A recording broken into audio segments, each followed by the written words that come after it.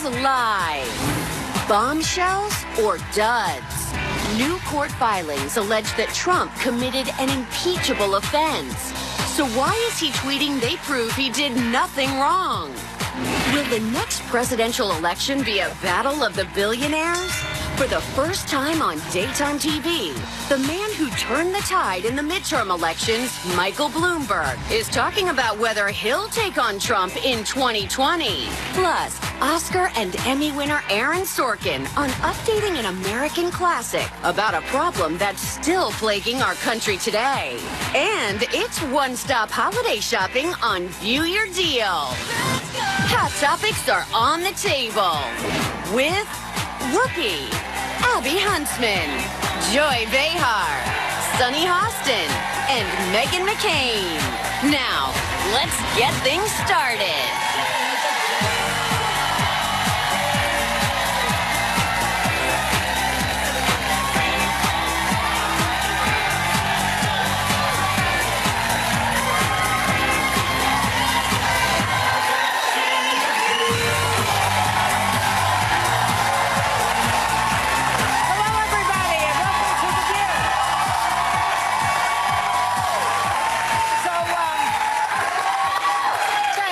Madame Whoopi will be back tomorrow, but right now let's talk about what's going on in the world. I have to admit, I'm not convinced that Trump is guilty of committing a crime, but it sure seems like individual one is.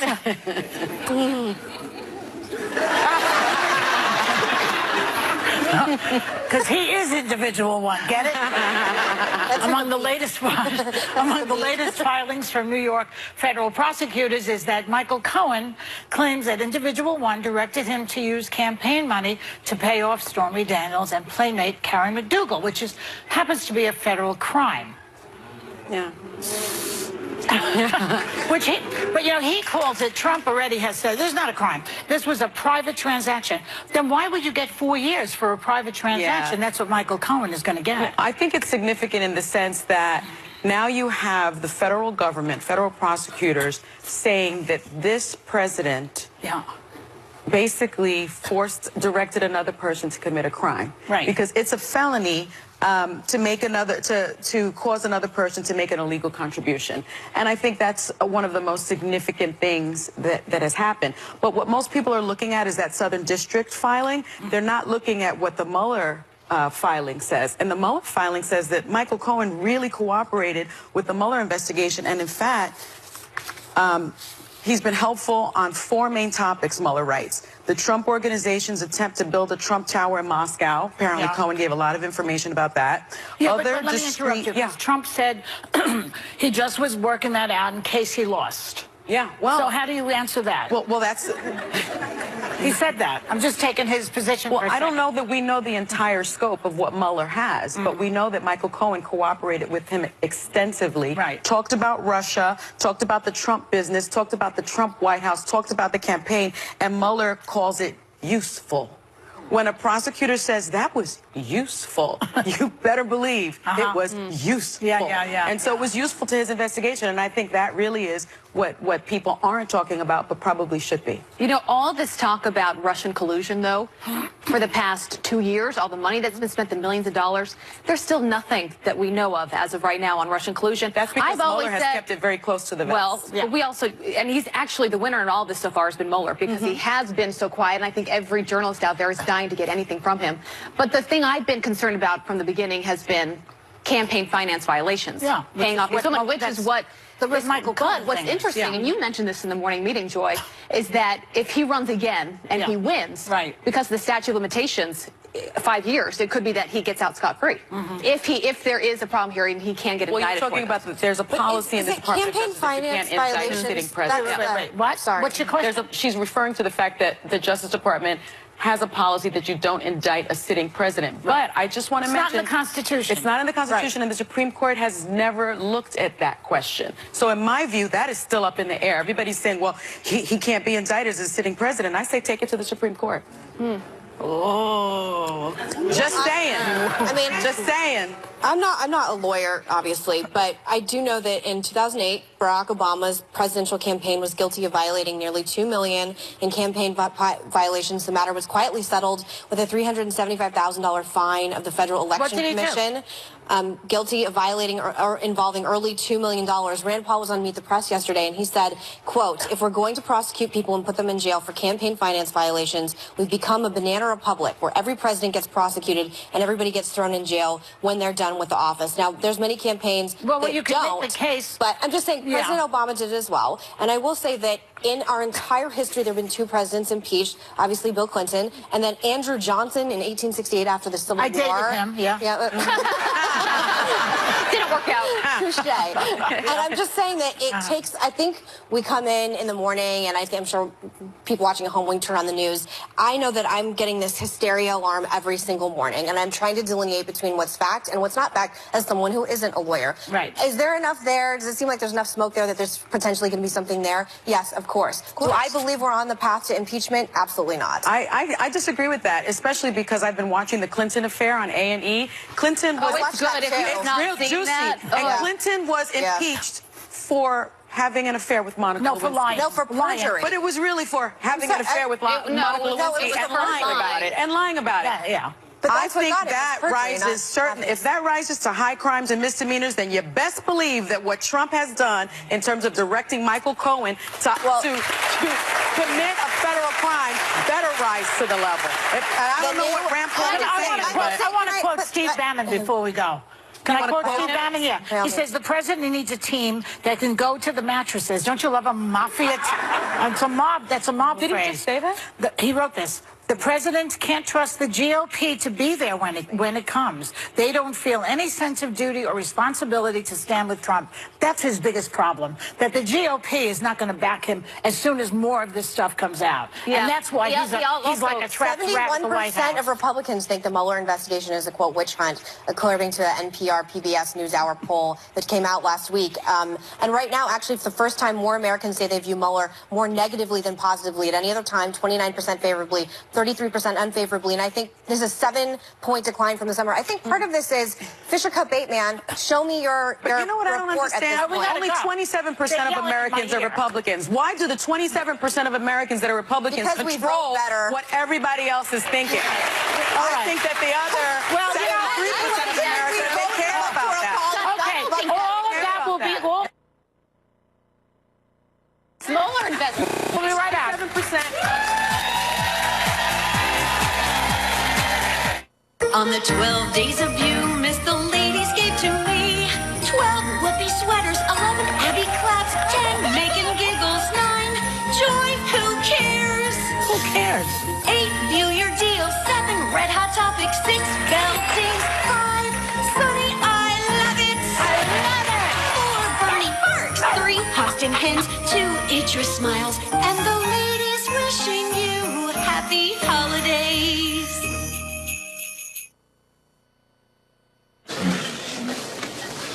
Well, Up in 2020 and starting a revolution from Paris to Pittsburgh. Plus, Oscar and Emmy winner Aaron Sorkin. And View Your Deal for the holidays.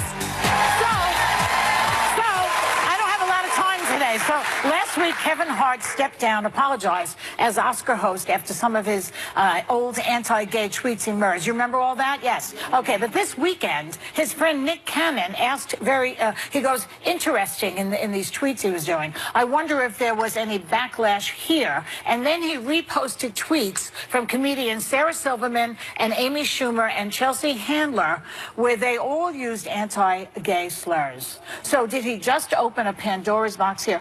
And what is going to happen now? I mean, no comedian is safe. Well, those women also weren't asked to host the Oscars. Exactly. I guarantee if they were asked, then people would have dug through their social media. One of the themes of this year, other than the Me Too movement, has been how quick we are to tear the people down. We look at their past, we judge them, we don't let them learn from their mistakes, and we don't forgive them. That and seems I true. feel like if I know anything about the gay community, and everyone at this table has close friends that are gay, they're about the most forgiving people in this world.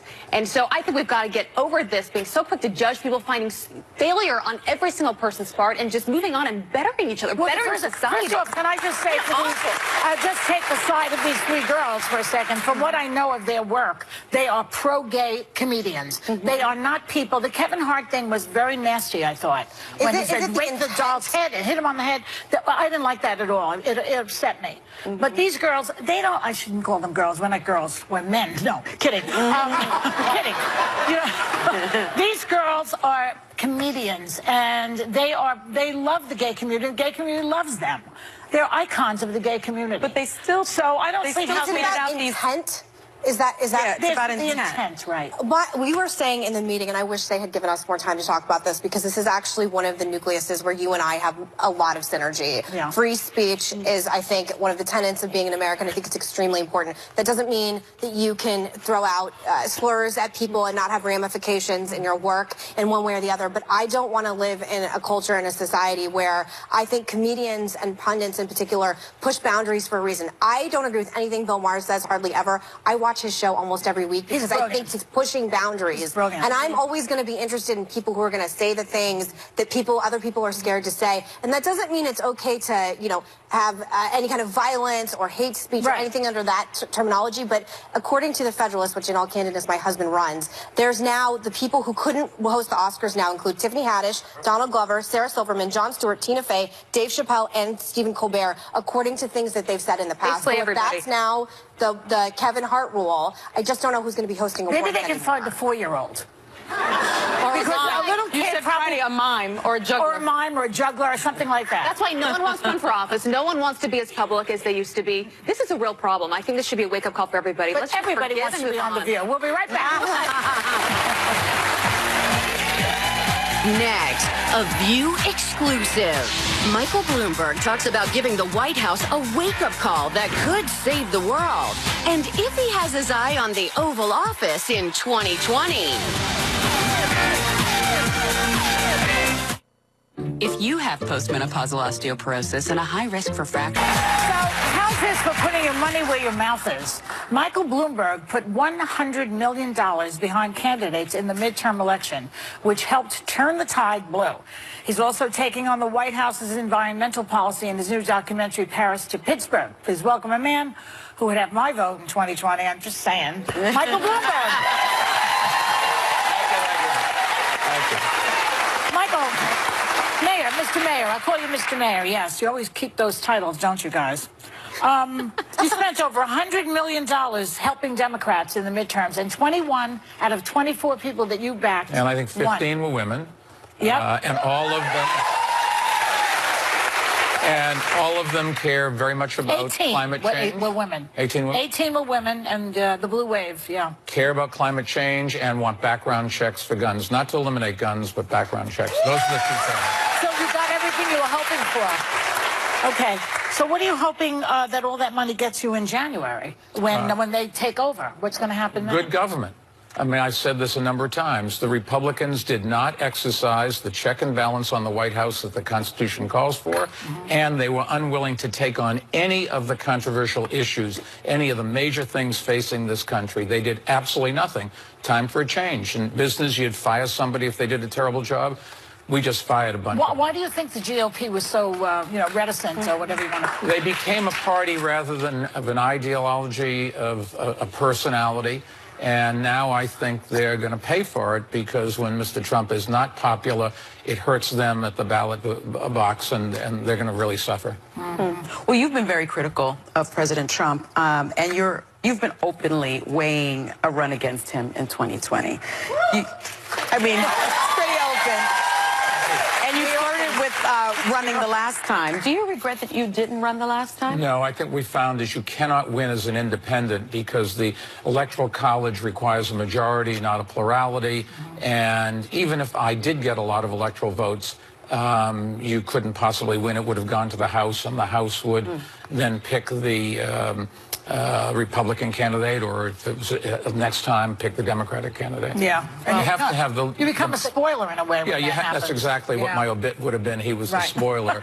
And this way they can write other things about me when I die. What would make it more appealing to you then for 2020? Well, you'd only run if you could get the Republican or the Democratic nomination. Obviously, the Republican's probably not going to be available, and I don't agree with almost everything they stand for today. So it'd have to be the Democratic nomination. And if you want to run, that's what you'd have to do. And I don't know. I've looked at it, and I've said we'll, beginning of the year, focus on it. So where does that... Wait, I just want to make clear. You'd be running as a Democrat, correct? Not primarying President Trump. No, you'd have to run as a Democrat. And before I forget, I just want to say, your father was one of my heroes. You guys are, I feel it's a little strange interviewing you. We've been longtime family friends. Well, I knew you when you were this tall. No, you're a true friend to my family. Your mother Weren't you a upstate pallbearer at the... Yes. Yeah. He's there. I was a pallbearer at the funeral. Pallbearer, and her father campaigned for me on the streets of Brooklyn back in 2000. One of the most memorable moments of my childhood is going to Italian dinner with you and my dad downtown someplace, and just your wonderful girlfriend. And yes, it's weird to be interviewing you because I know very well her, but I'm fascinated that you will be running possibly for president. We'll see what happens. Where do you fit in the Democratic Party? Because obviously you won as a Republican, as an independent, but the excitement right now seems to be behind the more extreme wing of the Democratic Party, Bernie Sanders, Ocasio-Cortez. You would actually probably be more with Trump on things like China and maybe some business dealings, I would imagine. I think, for example, on China, it is asymmetrical. It's not fair to us. We should do something about it. So you agree with him there? With what he's trying to do, but not the way. You don't do it by going and pushing the other person into a situation where they can't possibly give you what you need. Negotiations don't work that way. You want to walk away where both sides think they got something, and we should push China. I'm the first one to advocate for doing it, but it's the style that you do it. What happened to the art of the deal? I thought that's his whole thing. Well, that's the name of the book. Yeah, a bit of diplomacy. So you think, Phil, you could get through the Democratic primary as it exists today? Well, where the excitement that's exactly what you have to try to figure out. I think most Democrats want a middle-of-the-road strategy. They want to make progress, but they're not willing to go and to push something that has no chance of ever getting done and wasting all their energy on that. We have things that we need done. We have to create jobs for people today. We have to find ways to give medical care for people today. We have to fix our education system, immigration, climate change, guns. There's no lack of issues you have to face. And if you go off on trying to push for something that has no chance of getting done, that we couldn't possibly pay for, that just takes away from where you can really make progress in helping people that need help today. It'll be interesting to see how that plays out. You've made a lot of calls for bipartisanship, but you're a leading voice in the anti-gun movement, which puts you immediately at odds with a lot of Republicans. You spent a lot of money, but Congress hasn't taken up any major gun control measures at a national level since Sandy Hook. So do you feel like your efforts have been effective? What I have asked for, and most of my friends who have asked for, are background checks. We shouldn't be selling guns to minors, to people with psychiatric problems, or people with criminal records. Other than that, the Second Amendment gives you the right to own weapons, and there's nothing wrong with that. It's the Constitution. We're not going to change it. I think maybe automatic weapons don't make a lot of sense, but if you want to buy a gun and go through the background check process, that's what the law lets you do. And I'm not in favor of taking that away one bit. In fact, I had an NRA member came up to me yesterday and said, look, I disagree with you on guns, but let me tell you, I and all my friends are going to vote for you. I still think that there is reasonable restrictions you can put on who you sell guns to, and that's what I'm in favor of. It disheartens you that there hasn't been any legislation passed since Sandy Hook? No, but there's been a lot at the state level. There are 18 states that have put in background check requirements, not taking away your guns. Just before you buy one, you have to go through the background check process. The 19th state is Nevada. The public there voted for it, but the governor's not implemented it. And there are another, 31 states that we can get at a local level. It'd be a lot easier if the Congress did it. Just have background checks. And when you survey NRA members, 80 and 90% of them want background checks. This could go on forever, but we have to take a break so that we can talk about the other project that you're involved in, okay? So it's not that much time. More with Michael Bloomberg.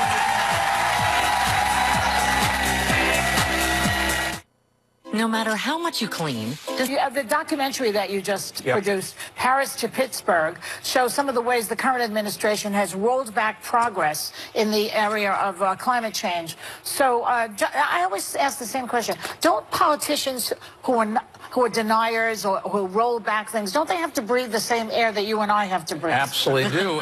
And it went from Paris to Pittsburgh when he said he was there to protect people from Pittsburgh, and the mayor of Pittsburgh stood up and said, we breathe the same air that they breathe in Paris. And that's where the name of the movie came from. And how they can walk away from something. You go to Iowa, a third of all their energy comes from windmills. Talk to the farmers, they see it every day. There are droughts, there are floods, crops grow differently. And in fact, we interviewed some people who were training to be engineers and fix all the windmills. And it's a great job for young kids out of school. And because everybody's going to need them for an awful long time. They can travel around the world. It's everything. Do you think we're too far gone now to fix the climate change? I hope not. Do you think we should do nuclear power like much of Europe? I've never objected to nuclear power. It hasn't killed anybody, but it's so controversial. You're not going to have it here. It is carbon neutral. It has shown to be reasonably safe, but it would take forever to get it in. So it's just a non-starter, and it's not worth it. Do you think President Trump actually... Do you think he believes in what he says when Sarah Sanders says this is not based on fact when it's a report from the own administration? Or do you think they're trying to just appease what they think the base wants to? It is really hard when you look outside or when you watch television, you see the forest fires and the floods and 3 feet of rain in South Carolina.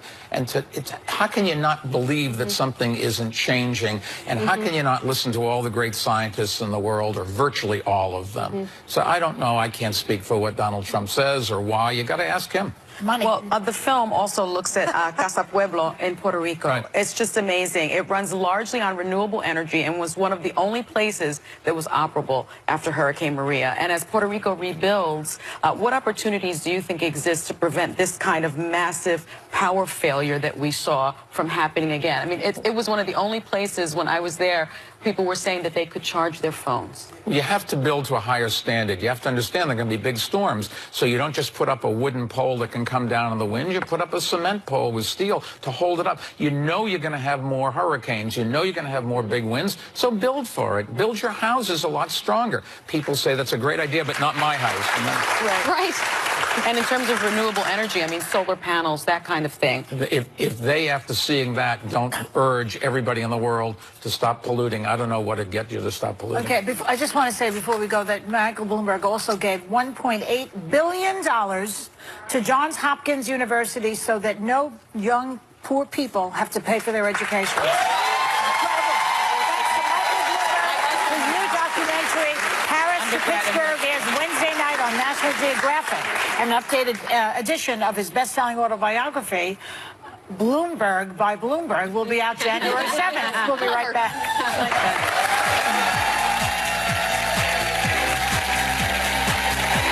Does the Oscar and Emmy-winning writer of The West Wing think truth is stranger than fiction in D.C. right now? Aaron Sorkin is live on The View next.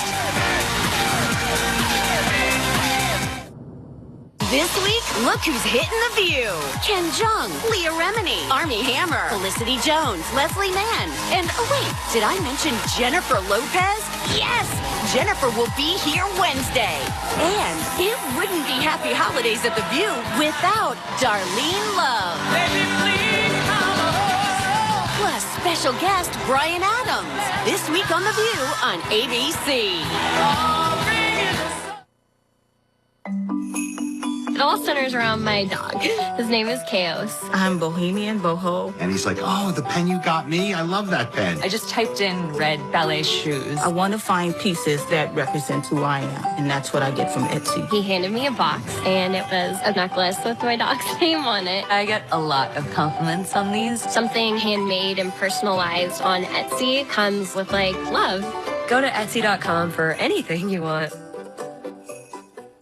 Ever notice how hard it is to clean impossible bathroom messes with spray cleaners? Try Mr. Clean Magic Eraser. Just add water, squeeze, and erase. It's perfect for cleaning stubborn bathroom soaps. Ken Jeong on how he's handling being on board the wildest, star-studded new game show, The Masked Singer. And stumped about what kids want this holiday? We're unveiling this season's hottest toys they want under the tree this year. Emmy-winning works like The Social Network and The West Wing has adapted an American classic for the Broadway stage that's as relevant today as it was when it was first written. Harper Lee's historic novel, To Kill a Mockingbird. Please welcome Aaron Sorkin. Thank you so much for being here. My pleasure. It's a I love the play. I just told you that at the break. I went to see it, and it's phenomenal. But it's a very interesting time now in this country. We were just talking to Michael Bloomberg about it, and you've written a few political dramas in your day. What's your take on everything that's going on in the White House? I mean, is this giving you even more material to work with? Well, you know, there's what's going on in the White House, and then there's what's going on with all of us in the country. And one of the things that happens in the play is that Atticus sort of wakes up to the fact that he didn't really know who his friends and neighbors were. And I think that a lot of us, anywhere on the ideological spectrum, have felt the same way for the last 2 years, that we kind of woke up saying, I had no idea that they, whoever they is for you, felt that way. Yeah, that's so true. Sometimes to calm myself, I will pull up old episodes of The West Wing. I love that show so much. You can really watch it at any time. Thanks. Well, it was, you know, The West Wing, again, no matter where you are on the ideological spectrum, it was about a group of hyper-competent people who were dedicated to public service, and they were going to slip on banana peels a lot, and they were going to lose as much as they won, but you knew for sure that when they got up in the morning, they cared about you. Is there going to be a Netflix right now? I believe Netflix. One of those. It is. I didn't want to do a plug, but yes, it is. Well, you can tell us this: is there going to be a reboot? I think people have been aching for that. Sterling K. Brown. Who's awesome. It was rumors that he'd be happy to do it. And God knows we'd be happy to have him. You know, the cast and I, we have dinner once every 3 months or so. It's something we'd love to do, but we're also very protective of the memory of the show. And so I don't want it to be a kind of Brady Bunch reunion. So if I can get a good idea, which is something that doesn't happen very often, then I'll do it. But otherwise, it'll just have to stay on. It's not a no. It's not. I'm not slamming the door on it. Yeah. You know, one hot topic that constantly comes up is Facebook. And Facebook has been under fire recently for selling off political data, lobbying against George Soros, covering up Russian election meddling, among all the other scandals. You obviously wrote an entire movie about how the CEO, Mark Zuckerberg, got in over his head when he originally created Facebook from his college dorm room. Did you see all this coming? I don't think anybody could have seen that coming up. First of all, I have to tell you, I know more about Facebook in 2005 than I know about it in 2018. But I read the paper like anybody else. You know, Mark, talk about being in over his head. It just seems like the water keeps climbing no matter how far his nose gets to the surface. But there's definitely an interesting movie in what you just described. So let's talk about To Kill a Mockingbird. You call this project a suicide mission for yourself. Why do you say that? Well, To Kill a Mockingbird is one of the most beloved novels in American literature. In fact, last month, PBS viewers voted it the most beloved novel. What could I do but make it less than what it was? So knowing that on any given night, most people in the audience will either have read the book or seen the movie or both. I was nervous going into it, but then at some point you just have to make the decision. I'm not going to swaddle the book in bubble wrap and gently transfer it to a stage. That's not what theater is for. So this play is not an homage. It's not an exercise in nostalgia. It's not a trip to the museum. This is a new play that takes a new look at To Kill a Mockingbird because, and nor did I pretend that I was writing it in 1960 when Harper Lee wrote it. I was writing it today. How would she feel about it, do you think? About what you did? I've asked that question before, and I've been asked that question before, rather. And the last thing she did before she passed away was approve me as the playwright who was going to do it. So great. So that's nice. That said, listen, you mentioned The West Wing. I wrote the first 4 seasons of The West Wing before I had to leave the show. The first time I saw an episode of The West Wing not written by me, I needed CPR. So I imagine that a stranger making new words come out of the mouths of her beloved characters would not thrill her, but what I hope is that she would understand that the playwright had a deep love and respect for her novel. But the thing is, things have changed in 58 years. It's time to take a new look at Atticus. When you know, most of us, we were taught the book in middle school, and we were taught that Atticus's tolerance, his idea that there's goodness can be found in everyone, and all you have to do is crawl around in someone else's skin, and you'll get to know them, that was a virtue. And in the book, in the movie, Atticus has the answers. In the play, he struggles with these questions. Is being tolerant of intolerance a virtue? I thought that the play really stayed true to the spirit of the book. And in fact, this book was mandatory reading for me when I first went to law school.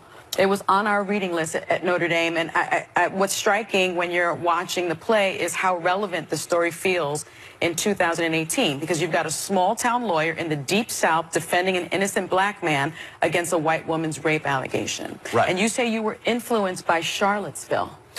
Yeah, here's how. In going back and looking at the book again, and realizing that that Atticus insists on others being understood, that you have to understand Bob Ewell, who was a member of the Klan, as a guy who he just lost his job, so that's going to make him feel small. You have to understand Mrs. DuBose, who is just a horrible racist, as a woman who she recently stopped taking her medication. That's why she's like that. You have to understand the 12 jurors who sit in judgment over Tom Robinson as who they are. Started to sound an awful lot to me like there were fine people on both sides. Now, in the case of Atticus Finch, that is coming from a good place. He means well. He's wrong, but he means well. In the case of the person who actually said it, I can't say the same thing. But the play takes a harder look at whether or not Atticus is right. Some people are just racist. Well, they are. True. Some people are just racist, and there's no two sides to the story. I really hope that people will go see this play because it's fantastic. Thanks to Aaron Sorkin. Thanks so much. To Kill a Mockingbird is in previews now. It opens December 13th at the Shoebridge Theater. Please go see it. We'll be right back.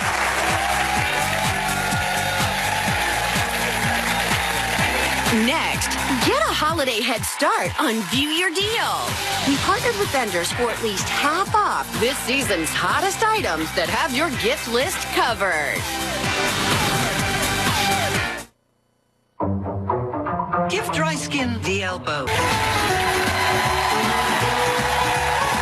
If you're starting to freak out like me over getting holiday shopping done, we're making it a lot easier for you. We've partnered with vendors for at least half off some of this season's best gift ideas while supplies last. So let's get shopping with Lifestyle Extra. I got your can't go wrong gifts right here, girl. Don't you worry. First one up, hoodoos. Check these Sherpa socks out. They're lined Sherpa all the way down, cozy, comfortable. Give the gift to cozy. Who doesn't love that? It's a no-brainer gift. Also, they feel headbands and mittens go online, tons for men and women. Easy to gift. Gift yourself or anyone else. Original price on these, Sunny, $25 to $30. Today's deal, you're not going to believe it, $12.50 to $15. Next one I love for you is Kate Carroll. Check this out. I know I dipped that. Kate Carroll. This is the most modern tote, you guys, because it's a carry-all, but it's smart. It has 8 pockets, 4 exterior, 4 interior, and the interior ones have RFID lining. That's the security lining for our cards so that we keep our personal information safe. Oh, that's all good. All of these colors are all year round, and so is the fabric. So it's a smart gift to give if you want to give a great accessory. Phones on the outside, keys, credit cards on the inside. Isn't that easy to get in and out of? Good. Oh, an extra wide strap so that it's comfy. Original price on these, $60. Can't believe it, $25. Wow. Savings of more than half off. I'm dying to show you these. Now, you are going to love it. Erin Condren. Okay, so she has a collection of gorgeous little journals. This is when you want to get your game next level for the new year. This is the collection to do it. Journals, planners. Amazing. And what I brought you, because you know it's a gifting day, check out this little metallic stationery set for 15 different occasions. Birthday, thank every you. card you ever needed but couldn't find. Original price on these, good. $6 to $40. Today's deal, $3 to $20. That's really good. You're gonna love that. That's good. Pink House style. Oh, I love these. Assorted Julie. When you want to give glam and bling and you want it to look like a lot but cost a little, this is Pink House. Biggest assortment I've ever brought you of great. I have it all on. Check it out. See my bracelets? I stacked them up and put them on because more is more here. These are designed to go with anything they already have or you already have. So earrings, which I love, necklaces, bling on the wrist, see? And it's super adjustable so no one gets stuck with the wrong size. Original price on these, $14 to $76. Today's deal, $5 to $28 plus free shipping for you. This is for you too, my love. Oh, thank you. Spriggs, you're gonna love this. Check out this. This is Spriggs, and this is a cold weather accessory. But put it on. Fingerless gloves on one side. It's got a pocket. Because if you're going out to the chicken coop, you need to use your fingers. And she can store her phone, her keys, her credit cards, all her necessities. So if you want to lighten your load or gift on your list, this is great. That's the other one, you guys, is this. I love this for going sightseeing, going to the gym. Check this out. Pocket here, zipper pocket here, super safe. And one for the arm. Original price on these, $15 to $28. Today's deal, $7 to $14 for a savings of 50 to 55%. I think these are so smart. These are Did good. you see the little wristlets? I like and that. Also for your arm. Now, I can't wait to show you this because I know that you will love this. Biaggi. So Biaggi creates, they have a whole line of foldable luggage and accessories. These are the two new must-have pieces because whether we travel or we have someone on our list that's a traveler, we want it to go easy, right? So check it out. The first one is that you're going to go from carry-on and it expands into a checked luggage piece. You just zip this and it expands. It's right down there. How much is this? Yeah, amazing. And the next one is under seat that expands into an overhead size. Price is original $25 to $170. Today's deal, $12.50 to $85 for the genius gift of Biaggi luggage. Well, our thanks to Greta Monahan. The clock is ticking. You have 24 hours to grab any of these exclusive deals at viewyourdeal.com. Members of our studio audience are going home with gifts from Biaggi, Pink House Jewelry,